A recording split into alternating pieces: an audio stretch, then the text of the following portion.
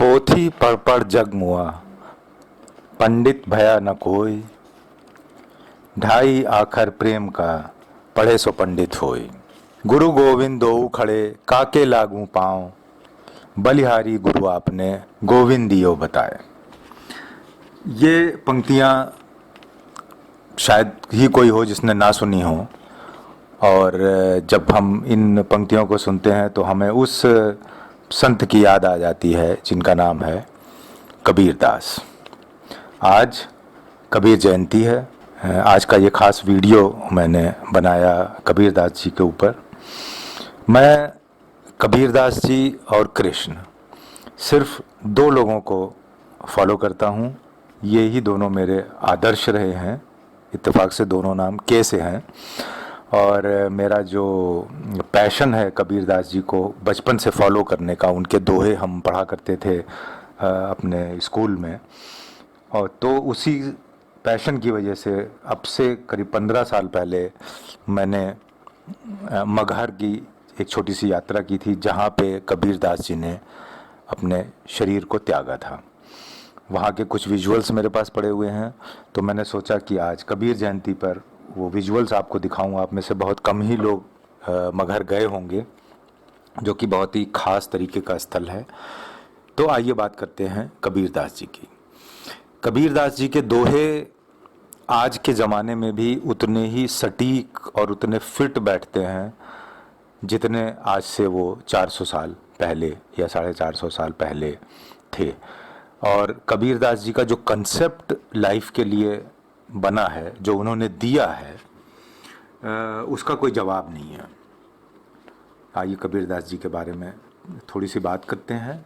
उनके जन्म से लेकर के उनकी मृत्यु के बारे में बहुत संक्षेप में, और उसके बाद दर्शन करेंगे उनके मृत्यु स्थली मगहर की।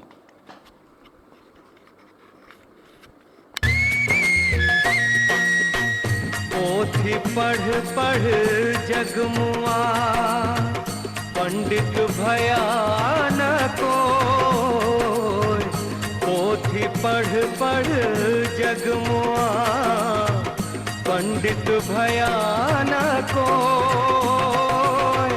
ढाई आखर प्रेम का, पढ़े सो पंडित होए। कबीरा पढ़े सो पंडित होए। तो आइए चलते हैं मगहर। मगहर, यदि आप लखनऊ से गोरखपुर की ओर जाएं तो बाराबंकी, फैज़ाबाद, बस्ती होते हुए और बस्ती से गोरखपुर मार्ग पर गोरखपुर से 31 किलोमीटर पहले पड़ता है। यह आप देख रहे हैं संत कबीर द्वार, जहाँ से हो करके हम कबीर जी के निर्वाण स्थल की ओर जा रहे हैं। कबीर दास जी, हम सभी जानते हैं, उनका जन्म वाराणसी में हुआ। सारा जीवन उन्होंने वाराणसी में बिताया। अपनी वाणी के द्वारा जनमानस में उन्होंने सभी तरीके की भ्रांतियाँ दूर करने की कोशिश की। लोगों को तरह तरह के सबक सिखाए कि उन्हें किस तरह से भ्रांतियों से, सुपरस्टिशन से दूर रहना चाहिए। ये कबीर निर्वाण स्थल की ओर जाने के लिए दूसरा द्वार। कबीर दास जी लगभग 100 वर्ष से ज़्यादा की उम्र तक वाराणसी में ही रहे और अपनी मृत्यु के समय मगहर आ गए। मगहर के बारे में कहा जाता है कि ये एक अभिशप्त सा इलाका था, जहाँ पर यह माना जाता है कि वहाँ पे प्राण त्यागने से अगले जन्म में गधे की योनि प्राप्त होती है। मगहर में उस ज़माने में एक अकाल पड़ा। ये एक किंवदंती है, शायद सही ही होगी। त्राही त्राही होने लगी, पानी नहीं बरसा कई वर्षों तक। तो मगहर निवासियों ने, वहाँ पे किसी ने सजेस्ट किया कि काशी में एक बहुत बड़े संत हैं, उनके पास हम लोग चलें, वो हमारी समस्या का निदान कर सकते हैं। मगहर से जब ये सारे लोग कबीरदास जी के पास काशी गए तो काशी में जो उनके भक्त थे और दूसरे जनमानस के लोग उन सभी ने उनका मगहर जाने का बहुत विरोध किया। उनको ये भी याद दिलाया कि यदि आप मगहर में प्राण त्यागेंगे तो आपको गधे की योनि प्राप्त हो सकती है। लोग तो दुनिया से दूर दूर से काशी में प्राण त्यागने आते हैं और आप मगहर जा रहे हैं। तो कबीरदास जी ने कहा कि काशी के बारे में ये धारणा तो बहुत ही गलत है। काशी लोगों को उकसा रही है कि वो तरह तरह के पाप करें और अंत समय में काशी आ जाएं तो उनके सारे पाप धुल जाएंगे। तो ये तो बहुत ही गलत धारणा आप लोगों के मन में है। मैं इसे दूर करने के लिए अवश्य ही मगहर जाऊंगा और वहीं अपने प्राण त्यागूंगा। कबीरदास जी मगहर आ गए और यहीं से अपनी वाणी का प्रचार प्रसार करने लगे। ये आप देख रहे हैं कबीरदास जी की मज़ार जो कि मुसलमानों ने बनाई उनकी मृत्यु के बाद, और इसके बगल में ही अनूठा मंदिर है। दोनों ही स्थलों का रास्ता कॉमन है और विश्व में कबीर साहब एक ऐसे अनूठे व्यक्तित्व महापुरुष हैं जो एक ही साथ मुसलमानों की कब्र में भी दफन हैं और हिंदुओं की समाधि में भी समाधिस्थ हैं। वे हिंदू और मुसलमानों को ही नहीं अपितु सभी तरीके की जातियों के लोगों को अपने निर्वाण स्थल की ओर आकर्षित करते हैं और वहाँ से एक संदेश देते हैं कि विश्व में धर्म जाति के नाम पर झगड़े दंगे फसाद ये सभी बहुत ही अनुचित हैं।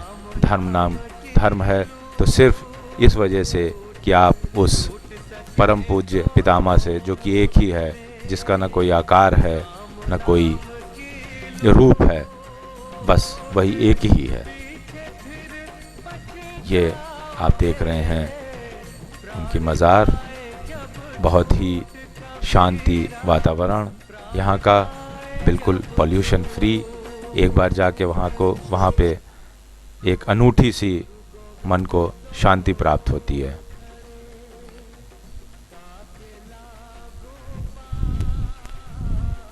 कबीरदास जी के बारे में एक और छोटी सी कहानी है कि जब वो काशी में थे और वहाँ पे एक बार वो गंगा जी में स्नान कर रहे थे और अपने स्नान करने के बाद उन्होंने अपने लोटे को अंदर बाहर से बहुत ही अच्छी तरह से गंगा जी की रेत से साफ़ कर लिया। उसी समय वहाँ पर एक बहुत बड़ा कोई बिजनेसमैन रहा होगा या पैसे वाला व्यक्ति था, वो आया और स्नान करने लगा। इत्तेफाक से वो अपने साथ कोई बर्तन या कोई स्नान करने के लिए लोटा इत्यादि लेकर नहीं आया था और वो डुबकी लगा कर स्नान कर रहा था। उसे थोड़ी परेशानी भी हो रही थी स्नान करने में। ये कबीरदास जी की समाधि जहाँ पर जगह जगह पर उनके दोहे लिखे हुए हैं, एक एक दोहे में एक एक ग्रंथ जैसा अर्थ समाया हुआ है। तो वो उसको देखकर कबीरदास जी ने उससे कहा कि भाई मेरा लोटा ले लो, इससे स्नान कर लो। उसको शायद पता था कि कबीरदास जी किसी जुलाहे परिवार में पालित पोषित किए गए हैं और कुछ नीच जाति के हैं, तो उसने उनका लोटा लेने से इनकार कर दिया और उनके ऊपर कुछ नाराज़ भी हुआ कि तुमने कैसे मुझसे कह दिया कि मैं तुम्हारे लोटे से स्नान कर लूँ। तो कबीरदास जी ने उससे कहा कि भाई मैंने अपने लोटे को अंदर बाहर से गंगा जी के जल से और रेत से हर तरह से साफ़ कर लिया है। अगर ये अभी भी पवित्र नहीं हुआ है तो तुम तो सिर्फ बाहर से गंगा जी में स्नान कर रहे हो, तो तुम कैसे पवित्र हो जाओगे। तो इस तरह के उनके कटाक्ष हुआ करते थे। बहुत सी ऐसी कहानियाँ उपलब्ध हैं लिटरेचर में, इतिहास में, जिससे कि हमें बहुत शिक्षा मिलती है। वो व्यक्ति जो अब से करीब 550 वर्ष पहले हुआ था, उस समय उन्होंने जो बातें कहीं बहुत सरल भाषा में हर व्यक्ति को समझ में आने वाली, वो आज बहुत ही ज़्यादा रेलिवेंट हो गई हैं। ये कबीरदास जी की समाधि है। कबीरदास जी को हिंदू मुसलमान सभी जाति के लोग बहुत ही प्रेम करते थे। कबीरदास जी करीब 120 वर्ष के हुए तो उन्होंने तय किया कि अब वो अपने शरीर का त्याग कर देंगे। उन्होंने आकर के ये कबीरदास जी की समाधि, तो इसके बारे में जो किंवदंती है वो सही ही है कि कबीरदास जी ने फिर आकर अपने सभी अनुयायियों को सभी से कहा कि मैं अपने शरीर प्राण त्याग करने जा रहा हूँ। लोगों में काफ़ी लड़ाई झगड़ा हो गया, हिंदू मुसलमानों में बहुत बहस छिड़ गई कि कबीरदास जी के शरीर को कौन ले जाएगा। मुसलमान कहने लगे हम उनको दफन करेंगे, हिंदू कहने लगे कि हम उन्हें उनका अग्निदाह करेंगे। कबीरदास जी को बहुत दुख हुआ कि सारी जीवन उन्होंने धर्म के नाम पर जो भ्रांतियां हैं, लोगों में जो बंटवारे हैं, उनके विरोध में वो बहुत कुछ कहते रहे, लिखते रहे, मगर फिर भी इस तरीके की बात ये लोग कर रहे हैं। कबीरदास जी अपने समाधि स्थल में चले गए और उन्होंने अंदर से जाके दरवाज़ा बंद कर लिया। काफ़ी देर तक दरवाज़ा नहीं खुला तो लोगों को लगा कि शायद कबीरदास जी ने प्राण त्याग दिए हैं। दरवाज़ा तोड़ा गया तो उनके शरीर वहीं ज़मीन पर था, उसके ऊपर एक चादर पड़ी हुई थी। चादर हटाई गई तो ना वहाँ कोई शव मिला और ना ही कबीरदास जी का कोई पता था। वहाँ पे चंद फूल मिले जिनको फिर हिंदू मुसलमानों ने आपस में बांट लिया। मुसलमानों ने उसके ऊपर एक मज़ार बनाई और हिंदुओं ने एक मंदिर। ये वही निर्वाण स्थल है आप देख रहे हैं, जो कि एक एकता का प्रतीक है। यहाँ पर काफ़ी काम उत्तर प्रदेश सरकार ने भी किया है। थोड़ा सा इसको पर्यटन स्थल का रूप दिया गया है। वहाँ पर जाके आपको बहुत ही शांति मिलती है। यहाँ पे काफ़ी कार्य करने की अभी और ज़रूरत है। इसको एक बहुत ही अच्छे टूरिस्ट रिसॉर्ट में और एक समाज को नेतृत्व देने के स्थल में और भी डेवलप किया जा सकता है, क्योंकि ये लखनऊ से गोरखपुर जाने वाले राजमार्ग पर है। और यदि इसका और भी ज़्यादा थोड़ा सा अट्रैक्शन बढ़ाया जाए तो यहाँ पे हर सड़क से जाने वाला हर व्यक्ति यहाँ रुक करके इस स्थल के दर्शन अवश्य करना चाहेगा। अभी भी लोग रुकते हैं, देखते हैं, लेकिन यहाँ पे यदि थोड़ा और काम करा जाए तो इस स्थल से लोगों को और भी शिक्षा मिलेगी। ये मज़ार के मस्जिद के अंदर का दृश्य, ये अंदर से बाहर दिखाई दे रहा है और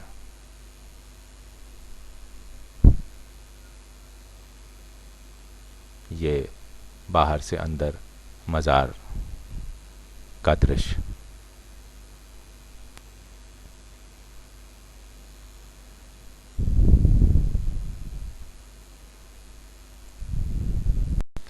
कबीरदास जी के दोहे आज भी मन को झकझोर के रख देते हैं। उनके शब्दों का चुनाव, उनकी लेखन शैली ऐसी अलग तरह की थी और उन्होंने जो शब्दों के प्रयोग, उनमें सिनोनिम्स, एंटोनिम्स का जो प्रयोग किया था वो सुनने लायक है। जैसे कबीर सोई पीर है जो जाने पर पीर, जो पर पीर न जानिए वो क्या पीर में पीर। उनके इस तरह के दोहे आज भी घर घर में बजते हैं। उनके बहुत से गायकों ने उनके कैसेट्स बनाए हैं, सीडीज़ बनी हैं और उनके कुछ और दोहे। ये कबीर दास जी के निर्वाण स्थल के पीछे गुफा का दृश्य है, जहाँ से नीचे जाकर कबीर दास जी अपनी समाधि लगाया करते थे। वो तो ओरिजिनल समाधि जो थी वो करीब 100 फीट नीचे थी। अब वहाँ पे वो ओरिजिनल स्थान को बंद कर दिया गया है और उसका एक रेप्लिका सा बनाया गया है, जो कि करीब 15 फीट नीचे और 14-15 सीढ़ियाँ नीचे उतरकर वहाँ पर कबीरदास जी की एक मूर्ति स्थापित की गई है। ये सीढ़ियों से नीचे उतरकर जा रहे हैं।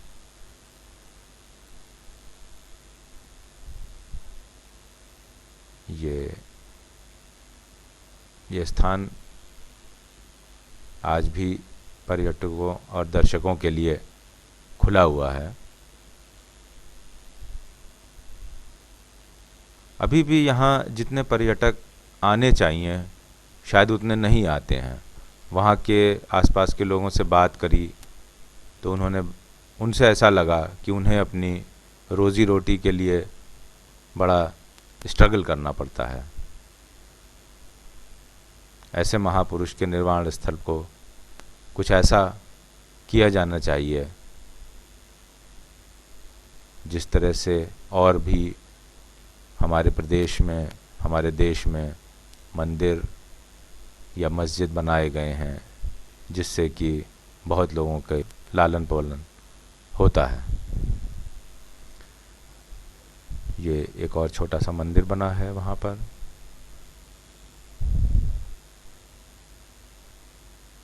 बड़ा हुआ तो क्या हुआ, जैसे पेड़ खजूर, पंथी को छाया नहीं, फल लागे अति दूर। इस तरह के उनके दोहे आज भी मन में गुदगुदी पैदा करते हैं।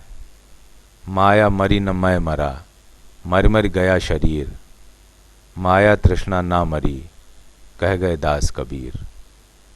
आज जो हमारे बीच मटेरियलिज्म की दौड़ लगी हुई है, भूख बढ़ रही है, उसके विषय में आज से 550 वर्ष पहले उनका ये कटाक्ष, उनका ये दोहा कितना ज़्यादा एप्लीकेबल है, उसको हम सुनकर ही महसूस कर सकते हैं।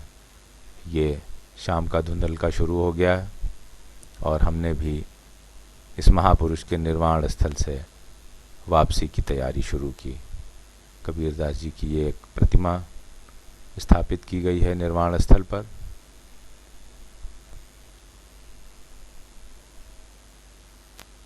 तो उस महापुरुष को शत शत नमन करते हुए हम भी वापस हो लिए। आसमान पे चांद निकल आया और इस तरह से हमारी ये यात्रा कबीरदास जी के निर्वाण स्थल की पूरी हुई।